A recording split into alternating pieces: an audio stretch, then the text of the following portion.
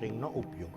સૌપ્રથમ આપણે એરે વિશે માહિતી મેળવીએ તો એક જ પ્રકારના ઘટકોના સંગ્રહને રજૂ કરતા ચલને એરે તરીકે ઓળખવામાં આવે છે। સમાન પ્રકારના અનેક ઘટકો ઉપર એક સમાન કાર્ય કરવાનું હોય ત્યારે એરે ઉપયોગી બને છે। એરેના ઘટકને સૂચક સ્થાનાંકથી ઓળખવામાં આવે છે। એરે સદિશ, શ્રેણિક, બહુપરિમાણીય માહિતી રજૂ કરી શકે છે। સદિશ એ એક પરિમાણીય એટલે કે વન ડાયમેન્શન ડેટા સંરચના છે। તે અક્ષરો, સંખ્યાઓ જેવી વસ્તુઓની યાદીનો સંગ્રહ કરવા માટે ઉપયોગી છે। જ્યારે રો અને કોલમ વડે બનેલ કોષ્ટક એ દ્વિપરિમાણીય એટલે કે 2 ડાયમેન્શન ડેટા સંરચના છે। તે મેટ્રિક્સ પ્રકારની રચનાનો સંગ્રહ કરવા માટે ઉપયોગી છે। એરે બનાવવા માટેના પગલાં વિશે જો વાત કરીએ તો જાવામાં વસ્તુઓની યાદીનું સંચાલન કરવા માટે વપરાતો ઓબ્જેક્ટ એરે છે। એરે બનાવવા માટે 2 પગલાંની ક્રિયા છે। ફર્સ્ટ ઓફ ઓલ ડિક્લેર અને second one is create. Declare એટલે કે એરે ઓબ્જેક્ટને ઘોષિત કરવો, જ્યારે ક્રિએટ એટલે કે એરે ઓબ્જેક્ટની રચના કરવી। એરે ઓબ્જેક્ટ 2 રીતે બનાવી શકાય છે। ફર્સ્ટ ઓફ ઓલ ન્યૂ પ્રક્રિયક વાપરી અને તેનું કદ જણાવીને તમે બનાવી શકો, અથવા એરે ઘટકોને પ્રારંભિક કિંમત આપીને પણ તમે ક્રિએટ કરી શકો છો। એક પરિમાણીય એરેની જો વાત કરીએ વન ડાયમેન્શન એરેની, તો એક પરિમાણીય એરેને 1D તરીકે ઓળખવામાં આવે છે। અહીં 1D એટલે કે વન ડાયમેન્શન। એક્ઝામ્પલ તરીકે સદિશ એટલે કે વેક્ટર કે જેને એક અથવા વધારે અદિશ ચલના સમૂહ તરીકે ગણી શકાય છે। જેમ કે mark 1, mark 2, mark 3, mark 4, mark 5 ના સ્થાને તમે માર્ક 5 આ પ્રમાણે ચોરસ બ્રેકેટમાં લઈ લેશો તો એ 5 આ પ્રમાણેના જે તમારા ચલ જે છે એને તમે આ એક એરેથી જ દર્શાવી શકો છો। સૂચક સ્થાનાંકની જો વાત કરીએ એટલે કે ઇન્ડેક્સ પોઝિશન, તો એરેની શરૂઆત હંમેશા શૂન્યથી થાય છે। એટલે ભલે તમારે અહીંયા 5 હોય પણ એનો મતલબ તમારે એ પ્રમાણે સમજવાનો છે કે 0 થી 4 એટલે શૂન્યથી તમે ગણતરી ગણશો અને 4 સુધી તમે લેશો તો એ ટોટલ 5 થશે, બરાબર। તો mark 0, mark 1, mark 2, mark 3, mark 4 આ પ્રમાણે તમે 5 જે છે એ ઇન્ડેક્સ પોઝિશન એટલે કે સૂચક સ્થાનાંકથી એને દર્શાવી શકાય। વન ડાયમેન્શન એરે ઘોષિત કરવા માટે ચોરસ કૌંસની જોડી એટલે કે આ પ્રમાણે રેક્ટેન્ગ્યુલર બ્રેકેટ જે છે એ એરેના નામ પછી અથવા ડેટાના પ્રકાર પછી વાપરી શકાય છે। એરે ઘોષિત કરવાની વાક્ય રચનાની જો વાત કરીએ તો first of all data type તમારે દર્શાવવાની હોય, ત્યારબાદ એરેનું નામ અને રેક્ટેન્ગ્યુલર બ્રેકેટ, અથવા ડેટા ટાઈપ પછી રેક્ટેન્ગ્યુલર બ્રેકેટ અને ત્યારબાદ એરેનું નામ તમે લખી શકો છો। અહીંયા એક્ઝામ્પલ આપેલો છે ઇન્ટીજર એટલે કે પૂર્ણાંક સંખ્યા માર્ક્સ નામનો એરે બનાવેલો છે। આ ડેટા ટાઈપ છે। અહીંયા આગળ આ જે નામ તમને જોવા મળે છે એરેનું નામ છે અને રેક્ટેન્ગ્યુલર બ્રેકેટ। આ જ બાબતને તમે આ રીતે પણ દર્શાવી શકો છો કે ઇન્ટીજર, રેક્ટેન્ગ્યુલર બ્રેકેટ અને માર્ક્સ। અહીં માર્ક્સ જે છે એને આપણે ન્યૂ નામના કીવર્ડથી આપણે એને ડિફાઇન કરીએ છીએ। ઇન્ટીજર ડેટા ટાઈપ છે અને 5 વિદ્યાર્થીના માર્ક્સ આપણે દર્શાવીએ છીએ। એટલે ઇન્ટીજર માર્ક્સ, ન્યૂ ઇન્ટીજર 5, અથવા આ જ બાબતને તમે integer rectangular bracket marks new integer 5। એક પરિમાણીય એરેને રજૂ કરવાની રીત જોઈએ તો integer marks rectangular bracket is equal to new integer rectangular બ્રેકેટમાં 5। અહીં માર્ક જે છે એ એરેનું નામ છે, જ્યારે 5 જે છે એ પૂર્ણાંક સંખ્યાઓનો સંગ્રહ કરે। ઇન્ટીજર છે એટલે 5 છે પૂર્ણાંક સંખ્યાનો સંગ્રહ કરે છે। હવે તે મેમરી સ્થાનાંકનો નિર્દેશ કરે છે। હવે ઇન્ટીજર જે ડેટા પ્રકાર જે છે એ 4 બાઇટ, આની પહેલાના ચેપ્ટરમાં આપણે ઓલરેડી ભણી ચૂક્યા છીએ કે ઇન્ટીજર જે છે એ 4 બાઇટ ડેટાનો સંગ્રહ કરે છે। એટલે 4 બાઇટ ઇન્ટુ 5 એટલે 20 બાઇટ્સ જે છે ટોટલ માર્ક્સ એરે જે છે 5 ઇન્ટુ 4 ઇઝ ઇક્વલ ટુ 20 બાઇટની એના માટે જરૂર પડે માર્ક્સ નામના એરેની અંદરમાં। તો આ બોર્ડ એક્ઝામની અંદરમાં પ્રશ્ન પૂછાતો હોય છે, આ પ્રમાણે તમને એક સૂત્ર આપેલું હોય અને કેટલા ટોટલ બાઇટ્સ થાય તો અહીંયા 20 બાઇટ્સ થાય છે। એક પરિમાણીય એરેનું એક્ઝામ્પલ આપણે જોઈએ તો એરેમાં માર્ક્સની ઇન્ડેક્સ કિંમત જે છે 5 લીધું એટલે 0 થી 4 થાય। અહીંયા ટેક્સ્ટબુકનું જ એક્ઝામ્પલ આપણે લીધેલું છે કે ઇન્ટીજર માર્ક્સ ચોરસ કૌંસની અંદરમાં 90, 60, 70, 65 અને 80, તો આ 5 વિદ્યાર્થીના માર્ક્સ છે, બરાબર। તો અહીંથી 0 થી શરૂ થશે। આ પણ એક તમે જોઈ શકો છો, આ એક આકૃતિની અંદરમાં મેં એના વિશે ડિટેલમાં અહીંયા દર્શાવેલું છે કે માર્ક્સ 0, માર્ક્સ 1, 2, 3, 4 એટલે એરેનો ઇન્ડેક્સ જે છે સૂચક સ્થાનાંક એ 0, 1, 2, 3, 4 છે અને આ એની કિંમત છે। તમને એક્ઝામમાં જ્યારે પ્રશ્ન પૂછાતો હોય છે કે આ પ્રમાણેનું એક તમને સૂત્ર આપવામાં આવે અને એનું સ્થાનાંક તમને પૂછવામાં આવે કે કયા સ્થાનાંક પર છે, તો તમે અહીં દર્શાવ્યું કે 0 ઉપર 90 છે, 1 ઉપર 60, 2 ઉપર 70, 3 ઉપર 65 અને 4 ઉપર 80। તો માર્ક 0 એ એરેના પ્રથમ ઘટકનો નિર્દેશ કરે છે, જ્યારે માર્ક 4 એ છેલ્લા ઘટકનો નિર્દેશ કરે છે। એરે એક ઓબ્જેક્ટ છે જેના ઘટકોને પૂર્વ નિર્ધારિત કિંમતો આપવામાં આવે છે. વન ડાયમેન્શન એરેના ઘટકોની પ્રારંભિક કિંમતોને છગડીયા કૌંસ એટલે કે આ કર્લી બ્રેકેટ જે છે એમાં અલ્પવિરામ ચિહ્ન વડે અલગ પાડેલી કિંમતો વડે આપી શકાય છે, જે તમે અહીંયા જોઈ શકો છો. બરાબર, કર્લી બ્રેકેટ છે અને અલ્પવિરામ ચિહ્નો વડે એની કિંમતોને અલગ પાડેલી છે. એરેના કોઈ ઘટકનો નિર્દેશ કરવા માટે એરેના નામ પછી મોટા કૌંસ એટલે કે રેક્ટેન્ગ્યુલર બ્રેકેટની અંદર ઇન્ડેક્સ અથવા સબસ્ક્રિપ્ટનો ઉપયોગ કરવામાં આવે છે. એરેમાં ઘટકનું સ્થાન દર્શાવવા માટે ઇન્ડેક્સ કે સબસ્ક્રિપ્ટનો ઉપયોગ કરવામાં આવે છે. એક્ઝામ્પલ તરીકે જો અહીંયા ઇન્ટીજર એટલે પૂર્ણાંક સંખ્યા, માર્ક્સ નામનો એરેનું નામ છે, રેક્ટેન્ગ્યુલર બ્રેકેટ, અને અહીંયા આપણે 3 કિંમતો લીધી છે 90, 70, 77. એરે બનાવતી વખતે પ્રારંભિક કિંમત આપવામાં આવે તો ન્યૂ પ્રક્રિયકનો ઉપયોગ કરવાની જરૂર રહેતી નથી.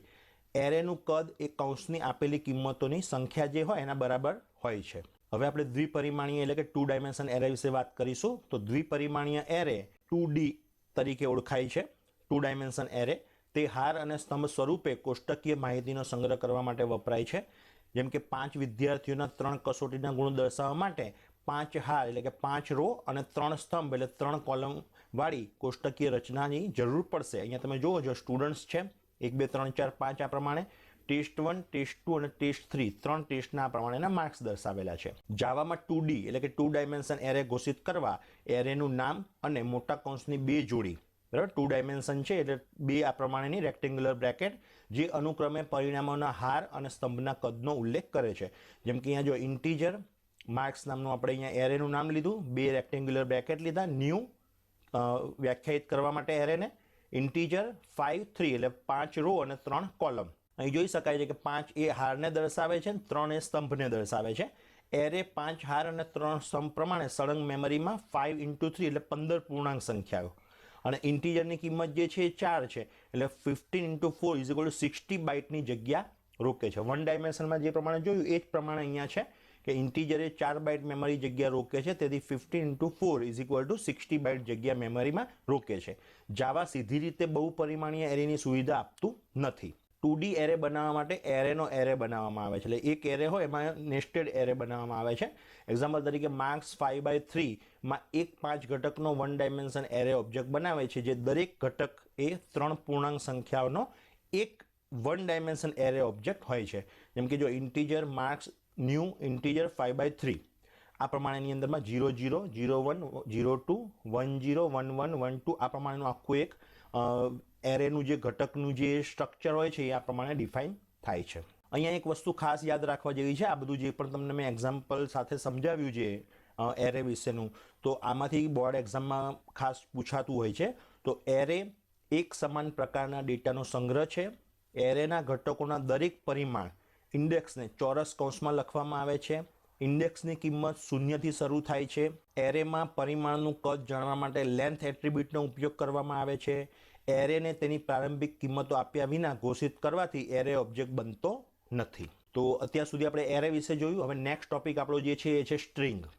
સ્ટ્રિંગ એટલે તમને ખ્યાલ હશે કે અક્ષરોની શ્રેણી હોય, અક્ષરોની હારમાળા, એને સ્ટ્રિંગ કહેવામાં આવે છે. તો એના વિશે આપણે ચર્ચા કરીશું. અક્ષરોની શ્રેણીને સ્ટ્રિંગ કહે છે. અક્ષરોના 1 ડાયમેન્શન એરેને સ્ટ્રિંગ તરીકે ઓળખવામાં આવે છે. અક્ષરોની શ્રેણીને ડબલ કોટેશન એટલે ડબલ અવતરણ ચિહ્ન આ પ્રમાણે હોય એની વચ્ચે લખવામાં આવે છે. જાવામાં અક્ષરનો સંગ્રહ કરવા અક્ષર દીઠ 2 બાઇટ વપરાય છે. અને જાવામાં 2 પ્રકારની સ્ટ્રિંગ છે, સ્ટ્રિંગ અને સ્ટ્રિંગ બફર.